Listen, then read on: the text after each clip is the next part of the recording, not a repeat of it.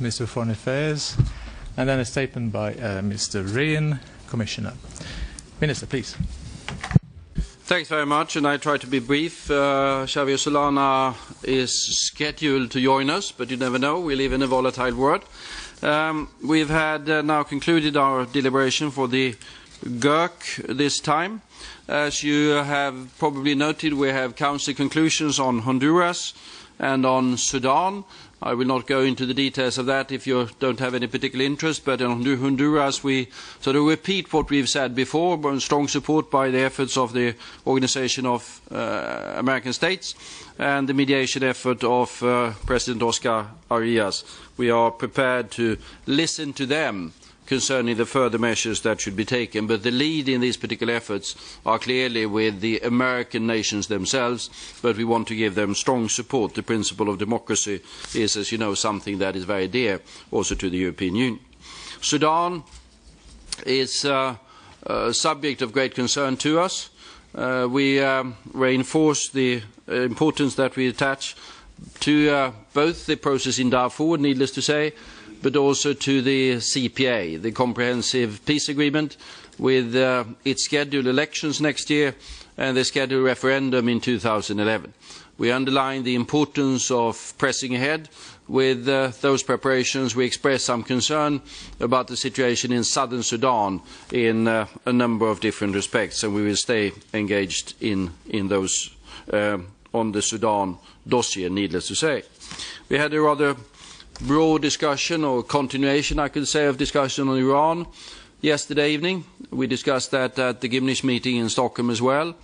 And as I think I've said to some of you outside, we are now looking forward to the meeting that will be held between the P5+1 and Iran on the 1st of October. We've had an answer from Iran to the offer. It is not a very concrete answer, but I think the answer is an answer that means that they are prepared to talk, and that is what we had really demanded of them. I did not expect any solution to any of the outstanding issues to come in that particular paper. Neither do we underestimate the difficulties that we are facing when it comes to resolving the outstanding issues.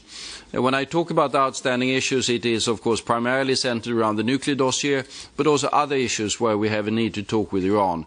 And then, needless to say, we have very deep concern concerning the human rights situation and the internal developments in Iran. We will, in all certainty, return to the Iran issue somewhat later, but then primarily, of course, after the discussions that will be held on the 1st of October.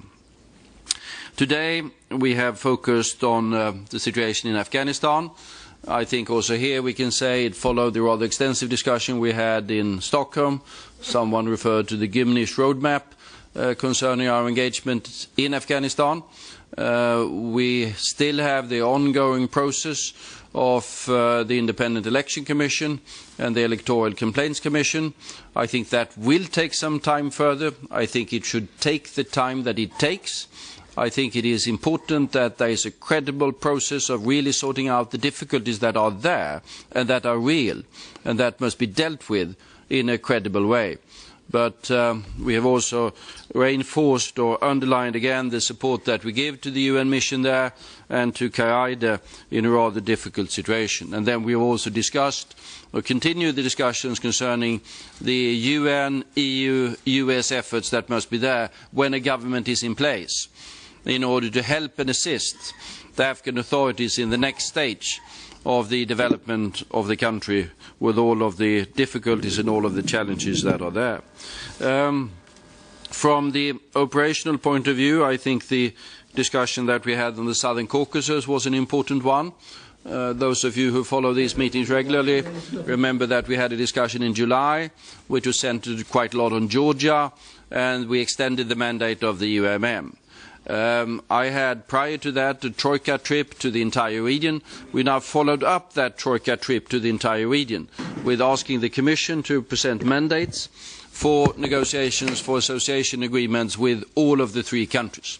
That being said, Of course, they are different, and there will be sort of differentiation, and there will be conditionality. But that we're going to return to somewhat later. But there was unanimous endorsement by the Council of this particular approach, and we now look forward to the Commission helping us with preparing the negotiation mandates, and then we'll see how we can proceed with the different countries of the region.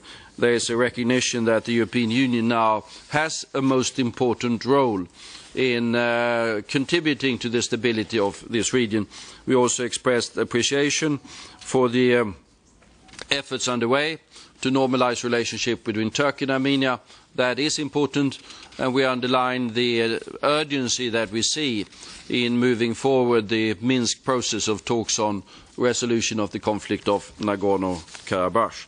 I think that really concludes my introduction on these issues.